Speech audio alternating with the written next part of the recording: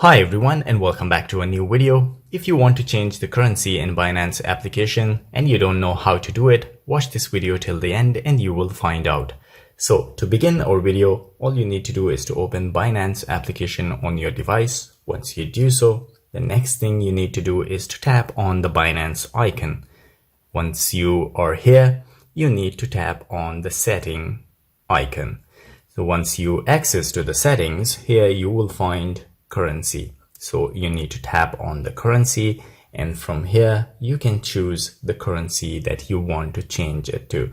So suppose if I want to change it to AED, it will be changed to AED. As you can see, if you scroll down, you will find the payment currency as well. So if you want to change the payment currency as well, you can choose any currency from this list available on Binance application.